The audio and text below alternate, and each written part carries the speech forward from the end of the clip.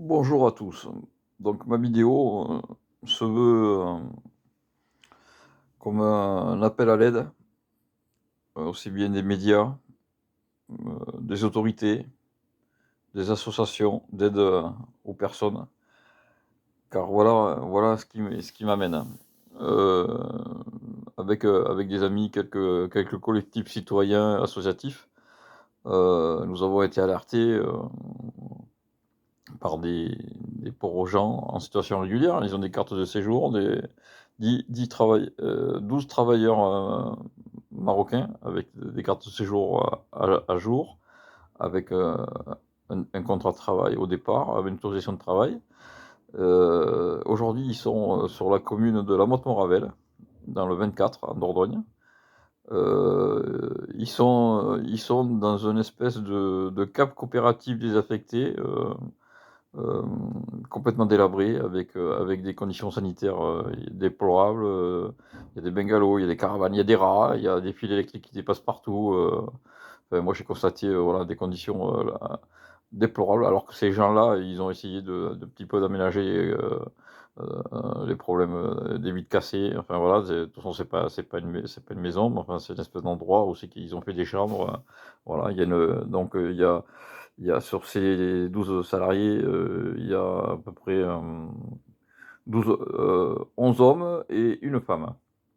La dame, elle habite, dans une espèce d'algeco qui est en pente, qui tient un équilibre avec un piquet, sur une pierre qui est si ça bouge, ou que le piquet casse, bah, le bungalow il tombe. Les sanitaires, je vous raconte pas, ce sont des toilettes, de chantier, c'est pas des toilettes adaptées, adaptées. L'eau, elle est pas potable. Ensuite l'électricité, alors ça m'a surpris hier, quand, j'étais avec le collectif, sur site, avec nos amis. On s'est aperçu que les fils élec il y avait des fils électriques partout et directement c'est branché directement sur le poteau électrique de EDF, donc il y a pas de compteur. Après on a vu aussi qu'il y avait un camp de caravanes. Alors ces caravanes apparemment ce seront des gens du voyage qui seraient là, mais eux on les a pas vus, on les a pas rencontrés. Par contre tous les travailleurs marocains on les a rencontrés. Alors ils viennent de 3, apparemment de ce qu'ils nous ont raconté, ils viennent de 3 villes différentes du Maroc. Et ils sont plus ou moins cousins, plus ou moins, voilà. Ils font partie de la même famille, enfin, ils se connaissent tous et donc il y en a un qui nous a raconté, alors il a porté plainte hier à la gendarmerie de Véline. Pourquoi je nomme la gendarmerie de Véline? Parce que plus loin dans mon intervention, ça sera important de le savoir. Donc celui-ci a donc nous dit il avait rencontré donc l'employeur. Alors je vais pas le nommer sur la vidéo, mais enfin ce monsieur X, heu qui, en Espagne, il aurait demandé une somme de 9 000 € pour pouvoir dire, de venir travailler en France avec, il aurait fait des papiers pour le travail, enfin voilà, toute la démarche, mais enfin, il lui a pris un bac chiche de 9 000 €. Et là, il m'a dit que lui, par contre, on lui avait pris 3 000 €, enfin voilà. Et donc, ils sont arrivés donc, courant juillet, ces gens-là, et ils ont commencé à travailler au mois d'août. En août, tout s'est bien passé, ils ont tous touché 1 500 €. Et alors après, ils ont continué à travailler jusqu'au 15 février et là, plus de salaire. Ils les payent pas. Alors faut savoir que cette entreprise déjà, avait déjà, un passif, à l'époque, il s'appelait donc, Travaux Viticoles, Aquitaine.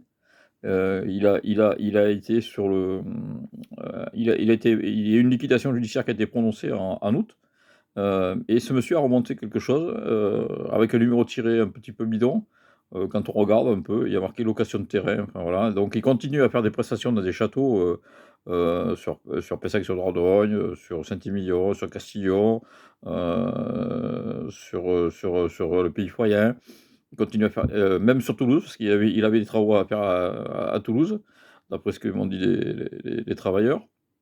Et donc, ce qui s'est passé, c'est que voilà, depuis 15 février, ils ont plus de salaire. Donc nous, hier, on était une vingtaine, une trentaine de sympathisants et de militants et d'associatifs, où c'est que nous avons apporté assistance à ces gens-là. On leur a fait une collecte, on a récupéré 150 €. On leur a acheté des produits de première nécessité pour manger, parce qu'ils pouvaient plus manger. Donc on leur a acheté aussi des projets d'hygiène, pour la dame. Enfin voilà, donc on s'est mobilisés. On a alerté, quelques associations pour essayer de les mettre en protection parce que si demain les gendarmes, et le maire du village, monsieur Fréchou que je nomme qui devait venir et qui s'est dégonflé au dernier moment, je tiens à le dire, hem ils viennent avec les gendarmes et qu'ils mettent un arrêté d'expulsion ou éventuellement, pour l'insalubrité, les mettre en conformité le bâtiment, parce qu'il y a un danger immédiat. Eh bien, ces gens-là, qu'est-ce qu'on en fait? Ils se retrouvent à la rue tous, alors qu'ils ont tous des contrats de travail et ils veulent travailler et comme ils disent: «Nous, on n'est pas venus en France, pour toucher des prestations familiales comme certains, de l'extrême droite, disent, hein, pour toucher des prestations sociales». Non, c'est pas vrai. Eux, ils sont venus pour travailler. Je le redis bien, ils veulent travailler. Donc, j'appelle aussi s'il y a des sociétés, viticoles, qui cherchent du personnel. Moi, j'ai 10 personnes qui veulent travailler. Voilà, ils sont tous volontaires. Voilà mais, c'est que je suis très étonné, c'est que, bon, j'ai appris qu'il y avait 2 salariés qui avaient réclamé leur dû, ils avaient été menacés par, alors je mets une parenthèse, hein, c'est leurs propos, mais ils ont porté plainte pour ça, ils ont été menacés avec un fusil par l'employeur. J'ai une vidéo aussi que je vois la femme de ce tempo de ce ouais, je veux dire, marchand de sommeil et puis esclavagiste, aussi aussi qu'elle vient pour réclamer des loyers. Parce qu'il faut savoir qu'ils dorment dans une cave coopérative désaffectée, mais on leur réclame quand même 150 € chacun de loyer. Donc à 10, ça fait 1 500 €. Donc déjà, voyez un peu où c'est qu'on en est. Ensuite, Heu, là, ce matin, il y en a deux dont un, il m'a fait voir, le gars, il a perdu 2 dents, il s'est retrouvé à l'hôpital, il a les papiers de l'hôpital, tout ça. Il a été frappé, alors je sais pas si c'est le père ou le fils, mais il a été frappé, il a voulu porter plainte à la gendarmerie, la gendarmerie refuse de prendre les plaintes. Donc monsieur Darmanin, si vous voyez cette vidéo, moi je pose la question: «Pourquoi la gendarmerie ne veut pas prendre les plaintes?» Alors, ce matin, nous, on déclenche un peu avec nos petites connaissances, parce que c'est très difficile de pouvoir recenser toutes les associations qui peuvent venir en aide à ces gens-là. Mais on lance une bouteille à la mer à toutes les personnes volontaires ou les associatifs, qui peuvent nous porter leur assistance ou nous aider, nous, on est preneurs, hein. Donc, il y a mon adresse mail, c'est christophe.delgado33@orange.fr. N'hésitez pas, écrivez-moi et aidez-moi, là, aujourd'hui, la première des choses qu'on demande, c'est, c'est un appel à denrées alimentaires parce qu'ils ont plus rien. Ils ont plus rien. Là, on les a dépannés, hier, pour 2 jours, mais après ils ont plus rien, quoi. Ils sont dans des conditions, il y a les égouts, enfin ça voilà, je vous dis pas. Heu, allez sur mon profil, Facebook, Chris Delgado et vous verrez des vidéos pas possibles. Voilà, donc je remercie, bien sûr le journal Sud-Ouest qui a fait l'article hier et le journal Rigestam qui paraîtra la semaine prochaine. J'ai France 3 qui va venir faire un reportage, en début de semaine.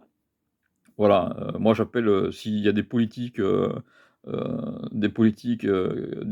qui peuvent nous venir en aide, pour faire déclencher des choses, on a besoin de tout le monde. On a besoin parce que en 2023, c'est pas possible de voir cet esclavagisme moderne, aux portes de chez nous. Moi ça franchement, dans le temps, j'étais conseiller salarié, j'étais délégué syndical, bon, des cas malheureux, j'en ai vu. Mais alors, des comme cela, dans cette détresse humaine, mais je supporte pas, ça me donne envie de vomir et j'ai honte d'être français. Voilà, aujourd'hui, j'ai honte. Mais tout mon combat est là-dessus, parce que j'ai besoin absolument de médiatiser cette situation. Alors là, je viens d'apprendre, parce que je viens de recevoir un appel téléphonique, d'une association, où c'est que comment ça s'appelle? Le pseudo, employeur vient de téléphoner à l'association en disant: «Comment ça se fait que, vous vous occupez de cette affaire?» Bon, alors moi je suis bénévole de cette association en question, mais je m'occupe de tout ce qui est le droit du travail. Voilà, par mon expérience et le gars, il ose téléphoner pour dire: «Qu'est-ce que c'est?» «Oui, alors, je ne fais plus travailler parce qu'ils ont pas de papier». C'est faux. Moi, j'ai toutes les photocopies des contrats de travail et des cartes de séjour. Ils sont valables jusqu'en 2025. Je dis bien 2025. Donc voilà, c'est ma bouteille à la mer et franchement, n'hésitez pas de republier cette vidéo, et voilà, c'est que comme ça qu'on va y arriver, voilà. Merci à vous et à bientôt.